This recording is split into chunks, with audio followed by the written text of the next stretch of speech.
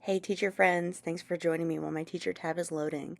Today I'm going to show you how I'm using AI to help with this math lesson, and it lets students hire an AI expert to audit their work before they even hand it in. The AI tool is called NotebookLM, and honestly, it's a total game changer for metacognition with students. Unlike other AI tools that just guess or use random internet sources, NotebookLM is grounded, meaning that it only uses the sources that you give it. So for this project, I gave my students a document called the Design and Recipe Standards. This is basically a direction document for them, but it's also almost like a rule book that they and the AI have to follow. They also get a project notes document where they can show their work along the way. Here's an example that I pre-filled out, making sure to make a mistake or two along the way. What's really cool about NotebookLM is it doesn't just give them answers. It acts as a professional auditor. If a student turns in a recipe that's 13/12ths of a bowl, the AI catches it and explains why it violates the capacity standard. So let's see this in action. To open NotebookLM, you would go to your waffle on a Google homepage and look for the NotebookLM icon. Once there, you would create a new notebook, and this is where you get to upload your own sources. So you can upload it from the web, or if they're files on your computer, you can upload those as well. Now that I have my files uploaded, I'm going to head on over to my Google Doc that has the exact prompts that I want to upload into the AI software. So I'm literally just copying and pasted only the prompts that apply to me. Because I'm giving student choice in this project, this third prompt doesn't really apply to this part of the project. So I'm only going to copy these two, paste it right into the chat here, and then click go. It's going to analyze the annotated document that I uploaded and then tell me why it's not working. And you can even see in the feedback that I'm getting, it's specifically referencing the document that I uploaded by saying code 1 and code 2.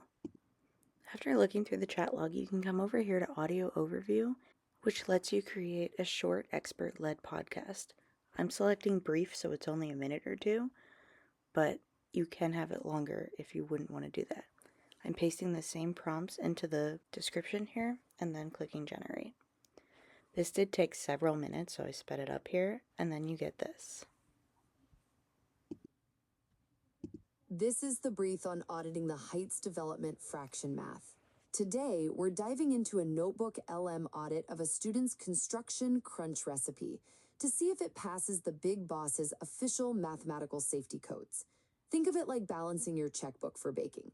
If the numbers don't add up, the whole kitchen is literally going to be a mess, right? First, we run the math check using code 1, the common ground rule, which means you've got to keep the denominator the same and only add those numerators. So our student chef kept the 12 for their flour at 5/12ths, sugar at 4/12ths, and cocoa at 4/12ths, but claimed the total was 12/12ths. Wait a second. 5 plus 4 plus 4 doesn't equal 12, does it? That is 13. Second, this brings us right to the capacity check with code 2, the capacity limit.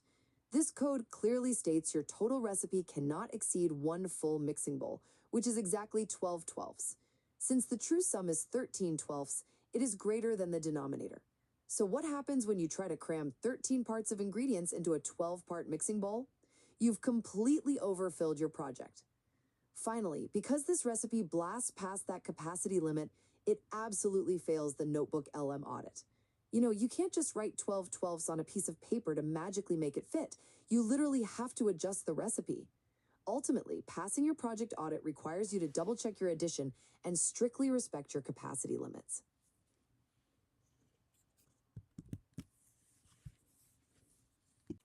So it's pretty neat that they not only get to preview their work with an expert before they even turn it in and have the opportunity to correct it, but they get that real-life discussion component even without having to discuss with a partner. And then I'm holding them accountable for that by having them insert their AI chat here and any corrections that they might have to make. And then they're going to insert their audio overview as well, and all this goes right in the end of their project notes, along with a reflection at the end. Is it a perfect lesson? No. But it is a really cool tool, a really neat opportunity for them to hear the discussion of their math right back at them. Your students will need supervision and guidance implementing the AI tools, but NotebookLM has a lot of potential, especially because it only uses the sources that you give it. It's not pulling random sources from online to match an opinion that might be wrong. NotebookLM is definitely something I'm going to keep exploring and hopefully be able to integrate more into my classroom. I'll leave the lesson plan link below, along with all the materials that I've used. Thanks for joining me while my teacher tab is loading. Until next time, teacher tab closed.